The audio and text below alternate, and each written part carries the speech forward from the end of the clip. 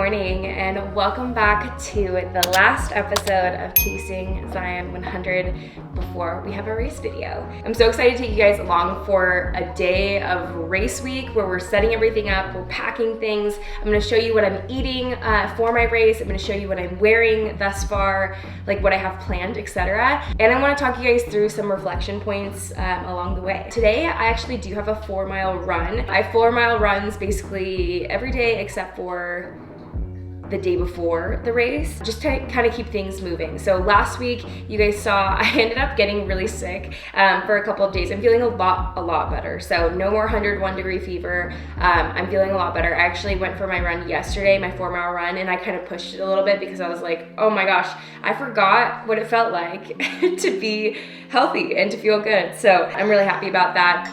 Great news. I'll show you. Garmin says that we are peaking. Excuse me? Like, we never get that. We never even get productive, let alone peaking. Dare I say, race is gonna be incredible. If we're just listening to Garmin. But anyway, I'm so excited to take you guys along for a day. I'm actually kind of sad that this season is coming to a close because I've had so much fun with YouTube. Obviously, we're gonna keep YouTube going after the race, etc. I'll catch up with you guys like with how I'm feeling after the race, etc. But I just love doing these series with you guys. I feel like it's like a very intimate time that we get to spend together, and you get to literally see me come from being essentially untrained to feeling really fit and ready to train and race for a 100-miler. So I'm so stoked. But anyway, you guys know the deal. Morning routine. We've got some caffeination. We had some water already. We're gonna have some more water. Carb load doesn't start until tomorrow. We don't leave for the race until Thursday. So today is Tuesday the 8th. Tomorrow's Wednesday. We start carb loading Wednesday. We'll be carb loading Wednesday, Thursday, and Friday for the race on Saturday. So I wish I could take you guys along for the carb load. Maybe I will do that on Instagram, but I have to get this video to Brennik tonight because we need to have it edited, etc. before we leave for the race. So it's gonna be a little funky. I can walk you guys through kind of what the carb load is going to consist of as far as like numbers go and the actual food choices that I have. I won't be able to give you guys exactly what that looks like. But yeah, let's just sit down and talk carb load.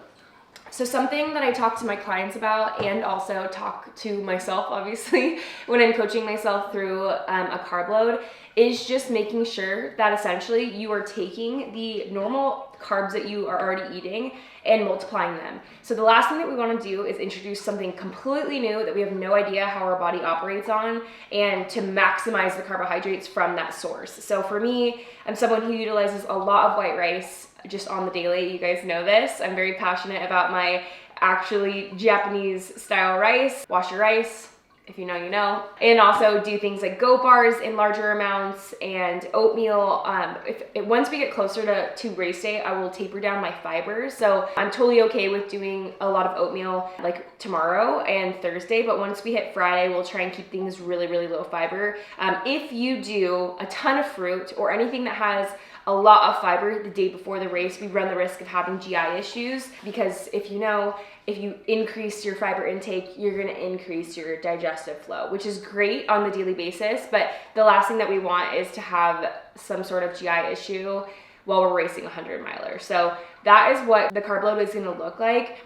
Generally for myself, I like to hit almost like 600 grams of carbs in my carb loads. So that's a lot, and obviously I'm only 5'2", so I'm little, but I can handle a lot of carbs. It's something that I feel like maybe it's just genetic. Being Asian, I feel like your girl can put down some carbs. So we're really gonna dial in. At Leadville, I had a hard time carb loading, and I think there are a couple factors that definitely played into this. Number one is I ran out of the food that we brought. So what we brought to Leadville was basically what I had to eat because the grocery stores, or the grocery store singular in Leadville, didn't really have the options that I normally like to have. So I just didn't bring enough, which was a huge mistake on my part. Number two, at elevation at 10,000, we were sitting at 10,700, I believe, because we were quite a bit higher than Leadville. We were almost at 11. So my stomach was like, nah, you're good. Like after a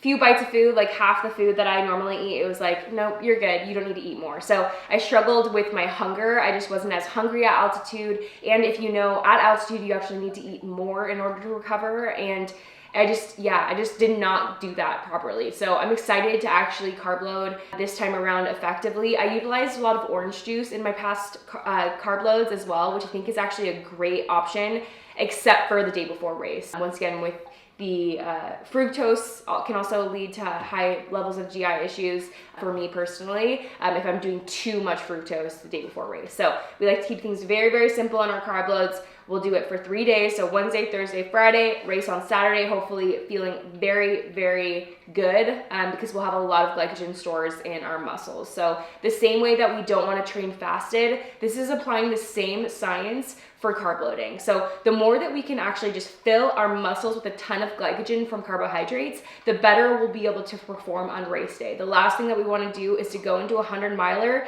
feeling depleted, feeling underfueled. That's just not at all what we want. So that's why we do a carb load, and that's what it'll look like for me. So hope that helps. You always want attention, huh? You always want attention. Give me one. So the first thing that we're going to talk about is fueling. Right here, just in these bags, we have 8,800 calories. And I know that sounds absolutely asinine, but my hope is that we can aim high. This is around 90 grams of, I think it ends up being like 92 grams of carbs an hour. My goal is that if we aim for 92 grams of carbs an hour, we can land somewhere in the high zone, maybe hitting that, maybe not hitting that some hours, but I would rather have the goal of hitting a high number and then landing somewhere underneath, if that makes sense. At Leadville, we did not hit that number even close to 92 grams an hour. I think at some point in the race, like I was happy to hit like 20 grams of carbs per hour, which then caused me, I think, to bonk later in the race. So that is why we are planning ahead. And that has been a huge, huge, huge focus. You guys know in this prep has been fueling during my runs, after my runs, just completely shifted my viewpoint to fueling. So let's go through these bags. I'm gonna walk you through exactly what's in these bags, how I have them laid out, etc. So these bags are stocked for my crew. So when I come into each crew station, they are labeled with the crew station. Even the later ones in the race are labeled with my pacer, the mileage, and then the crew station itself, how many miles are in the section, and then what I have in this. So for example, this is mile 43.5. Shane is gonna be my pacer. This is from Virgin to BMX, 26.4 miles total is the section. I have 10 gels in here, 6 scoops of G1M, which are in 3 individual packets of G1M, which I'm gonna show you a little hack that I did after this, and then 3 Bobos bars. So I have Bobos bars all throughout these right now. I might swap out some of them for Go bars, kind of depending on how I'm feeling in the next couple of days. I also have, they came in today, like the Bobos PB&Js, which are significantly higher in calories. I think they're 230 grams of calories. Each one of these is 160 grams of calories. So if I could reduce the volume of food that I'm eating and carrying with those, I think I'm gonna do that. So yeah, that's just kind of what I have going on right now. But I have everything already measured out, already like tracked essentially based on the pace that I'm going, the hours that I'm going to be out for each individual section. So that is how these are stocked. So if you are doing something like this, I think this is super helpful for your crew to just have ready for you to go, so they're not thinking about what you have to grab when you come into each individual aid station. So I think this is really helpful, which is why I've done this for my crew. How I've measured my G1M looks a little bit nefarious, but for me, it's going to make a huge difference to be able to have powdered nutrition on the go. So how I've done this is essentially taken these little ice pop sleeves. I've linked them in my stories, and then I take this little funnel, I put it in the sleeve, and then this allows me to easily pour the G1M inside. So I do 2 scoops of G1M in here. Once again, looks slightly illegal, but I guess if fueling is illegal, arrest me. So that is what 2 scoops looks like. That way, when I come into my aid stations, I can just fill this 500 milliliter flask up with water, Pour the G1M specifically in like so, mix it all up, and then I have 700 milligrams of sodium and 40 grams of carbs just in my drink itself. So for me, this is gonna be a huge game changer for me in this race, is having liquid nutrition, and I'm so stinking excited to see how we do on Saturday. Okay, now let's talk a few gear pieces specifically for the heat and for Zion 100. So this is an ice bandana and actually has a hole on the side where you can slide ice down the bandana, and then it has an absorbent pad in here. It'll actually hold the water and hold the coldness. So tying this around your neck can help keep you cool throughout the race. This is gonna be, I think, a huge game changer for me in the 95-degree temps that we're expected to get. Next is my race vest. You guys have seen this vest. This is what I wore at Leadville 100. This is by far my favorite vest I have ever tried. This is the Race Bronco from Ultraspire. The thing that I really like about this is it's very lightweight. The actual mesh on the inside is not abrasive like some other vests. I just feel like this is just the best vest for me personally. It's also short torso friendly. So if you're short like me, I'm 5'2". This is like honestly a game changer for me because I don't have a vest that's like rubbing against my hip. So really love that. Staying in the Ultraspire realm, I have the 600 lumen waist belt. This is what I'm gonna use as my primary light source. On trail, I have rechargeable batteries that I can swap out during the race that will be fully charged. That way I don't have to worry about something dying on me and not having a backup. So love the Ultraspire waist lamp. This for me is such a game changer instead of having to rely on a headlamp. I will have a headlamp as a backup. This is the Petzl RL or Swift RL. I've had this since my mountaineering days, and this is a killer headlamp if you are looking for something that you like to wear on your head that's super, super bright. So I love this. The shades that I'm gonna wear, these are so dirty. You guys have seen me wear these a million times before, but these are the Oakley Sutros. I'm gonna wear the Sutro lights for this race. I just absolutely love the look of these, and also they do protect my eyes, which we just absolutely love. As far as headphones go, I will utilize the Shokz Open Run, I believe, Open Run 2s. These are just over the ear headphones, so you can still hear your surroundings and be safe on trail, but this is a really good option for trail runners. And then I'm not sure what hat I'm gonna wear. It might be either this Fjallraven like 5-panel hat in the yellow color or my Ironman hat. I'm still deciding. I don't know what color I'm even wearing quite yet. I guess we'll find out at the end of this video because I do have a John G hoodie coming in. I ordered a couple different sun hoodies that I did not like. I ordered the Rabbit sun hoodie, did not like the fit of that. Ordered the Backcountry sun hoodie, did not like the fit of that. I've heard the North Face one is good as far as cut goes, but which is probably not the greatest a week out from a race, but I do need a sun hoodie and I'm curious to see what I'm gonna be pairing that with. But these are probably gonna be my 2 hat options. Next, we will talk about trekking poles. These are the Lecky FX ones. These are the trail ones. These are not the technical racer ones because I train with these. I don't want to have like super duper flimsy training poles, but these are still super duper lightweight. So absolutely love the Leckys. They collapse into this 3-piece model and then they stick together like that. You have a glove option, so you don't have to worry about holding on super tight to your poles because you have this glove option. And this is the pink color, which I just absolutely love. So my Lecky poles are my absolute best friend when it comes to uphills in these longer ultras. So these are a few gear pieces that I really like that are specific to Zion 100 and how I'm racing. If you can think of anything else, let me know in the comments below. If you like some of this gear, also let me know in the comments below because I like to know what other people are using as well.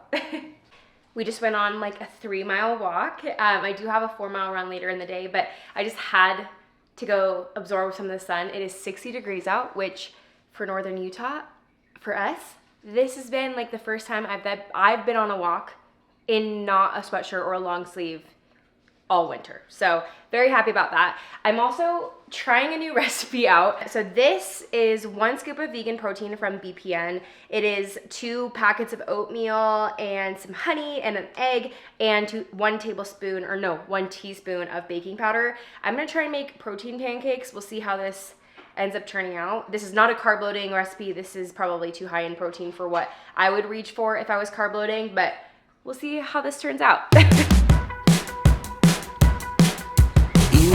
Together on the open road, drop top to ceiling and away we go. No need to wait for summertime. Anywhere with you is like. So I ate the mesa pancake and it was delicious. So even though these are gonna look ugly, they at least taste good. So that's all that matters. Sending good vibes here to Tokyo. Let's roll. There's no time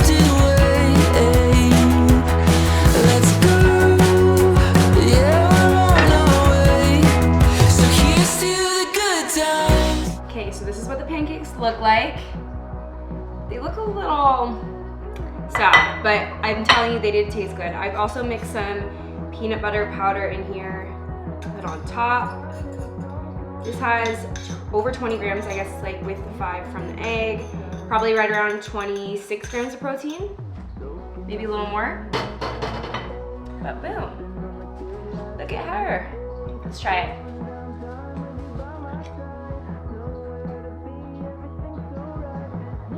See the cross section. Boom.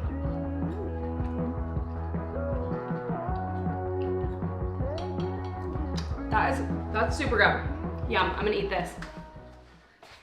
Okay, so my Jonji package came in, and I'm definitely wearing this sun hoodie. This is exactly what I was looking for. I love the lightweight material, and I just feel like this is gonna be like the coolest option for me. The thought that you might think on race day, if it's 95 degrees, is to wear as little as possible. But in fact, that's quite the opposite if you're doing something like a 100-miler where you're gonna be spending a ton of time in the sun.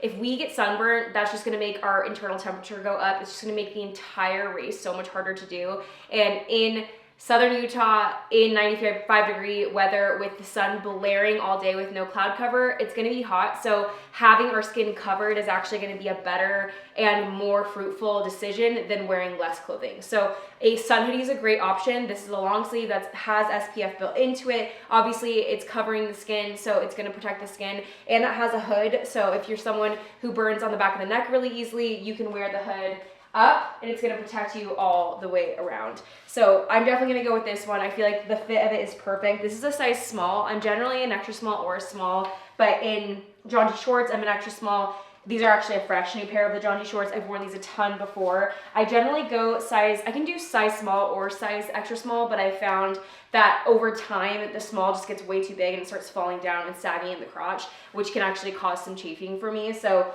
because the fabric basically like folds over on itself. So definitely go with an extra small on my bottoms. And then in tops, I'm at like extra small or small depending on the brand, but I wanted this to be a little bit looser so it's not like super tight on my arms, but it's still providing good coverage. So love, love, love this. And I think it goes with the vest like almost perfectly. So I think with this color combo, I'll end up going with this hat.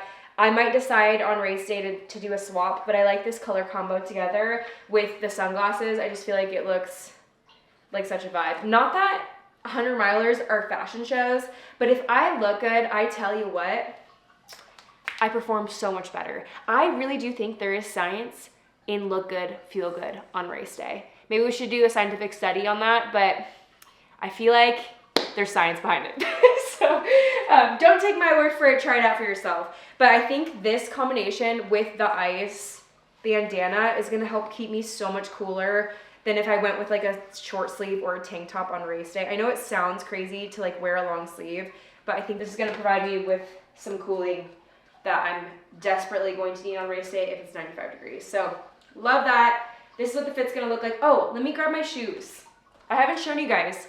I haven't really done a review on what my race shoes are gonna be, so I'll show you guys what I'm gonna wear. So these are the shoes that we are racing in. These are the North Face Vective Pro 3s. I'm absolutely obsessed with these. I've been wearing these a bunch for the past few months. Obviously, I wouldn't just race in something that I'm just trying out, but I absolutely love the Dream Foam in all of the new North Face shoes. I have them in the Alta Mesas and also the Vective Pro trainers. I will say if you are not interested in a carbon plated race shoe, you want a more durable like trainer shoe, I love the Vectives and the Alta Mesas as an alternative, but I will say for a race shoe, I really, really love these specifically for the lower lugs and also the responsiveness of the shoe. So because we are racing and I really want to do well in this race, I want to obviously optimize my performance by picking a shoe that may not be like the most comfortable, but it's gonna give me the most like bang for my buck, if that makes sense. The mesh is so lightweight, which is gonna be perfect for the water crossings. There are a few water crossings, I believe at mile 80-ish. There are 2 that we have to hit both on the way out of the loop and back on the loop. So this is gonna be essential for keeping my feet dry and not like holding onto a bunch of water. I raced in the Nike Zagamas at Leadville, and I swear that upper just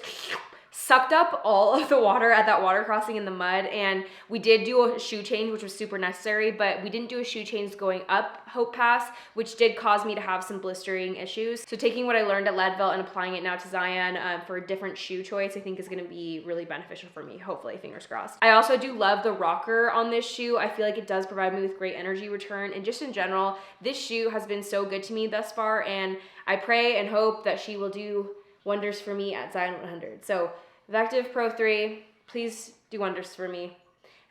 We will see. But I actually think she looks sick as well. Like the white with the lime green. Yeah, so if it's a fashion contest again, I don't know why I just went into like a straight up Boston accent. If it's a fashion contest again, I think we're gonna do okay. So 6 shoes, this is what we're wearing. This is the vest that we're wearing, although it's empty. It will not be empty on race day. Potentially the hat, not 100% sure. Definitely the shorts. Definitely the sun hoodie. So I hope that helps when it comes to race gear. You'll see how I stock my vest on race day in the race day video, but this is kind of how we're looking, just dry with nothing going on and feeling fresh. So. All right, we are gonna go hit one of our last runs of prep with the pacing crew and with Bart, who is also racing Zion 100. I feel literally so lucky. Hold on, bub. I feel so lucky that my best friends and my husband are crewing and pacing me for this race. And Abby is flying all the way up from Austin to also help me pace. And I just honestly just feel so freaking blessed that I have a community of people, including my amazing husband, who just like support me in all the crazy, crazy stuff that we do. And yeah, I just feel so blessed. And if you are looking for a community of people, I would just encourage you to put yourself out there, go to run clubs, go to your local like trail events going on, whether it's at running stores, etc. Bub, no, I'm taking you with me. I just would encourage you to find community in your own space. I get asked a lot about how I find pacers, etc. And I'm just lucky enough to have incredible friends who are into the same crazy stuff. And I pace them for their events, they pace me for my events. And yeah, I just feel so incredibly lucky and so blessed to have a great community of people. I'm gonna close out this video so I can upload it for Brennik, but I appreciate you guys so much. Thank you so much for watching the series. I saw how many people commented saying that they've been here since the Leadville series. Some people have been here from the start of the Zion series. Some people have just subscribed. So each and every one of you are such an integral part of this community, and you're all athletes in your own way, and I just so appreciate you taking the time out of your day to spend time with me and to encourage me and to support me. And yeah, I just feel literally so stinkin' blessed every single day of my life to be part of this. So I appreciate you guys so, so much. The next time I see you, I will be racing Zion 100. So until next time, stay unbreakable.